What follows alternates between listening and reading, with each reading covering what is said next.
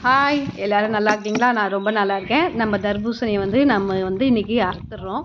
ஓரளவுக்கு இந்த வாட்டி நல்லா ரேட் போகுதுங்க. நம்ம அறுக்கும்போது 15,000 டன்னுன்னு போச்சு. ஆனால் கொஞ்சம் ஈல்டு தான் கம்மி. ஒரு ஏக்கருக்கு 13 ஆச்சு வரணும் குறைஞ்சபட்சம். ஆனால் நம்மளது 9 டன்னு தான் வந்தது. டன்னு கம்மியாக வந்தாலும் ரேட்டு ஓரளவுக்கு போனதுனால ஓரளவுக்கு பரவாயில்ல. வச்ச நகையை மூக்கலாம், வாங்கின கடனை கொடுக்கலாம். பெருசாக லாபம்னு பார்த்தா ஒன்றும் நிற்காது. செகண்ட் கட்டிங் அறுக்கும்போது வேணால் லாபத்தை எதிர்பார்க்கலாம். நிறைய பேர் எனக்கு நிறைய மெசேஜ் அனுப்பிச்சிருந்தீங்க. பெங்களூர்ல இருந்துலாம் நாங்களே அறுவடை பண்ணிக்கிறோம், உங்கள் நம்பர் கொடுங்க அப்படின்னு சொல்லிட்டு.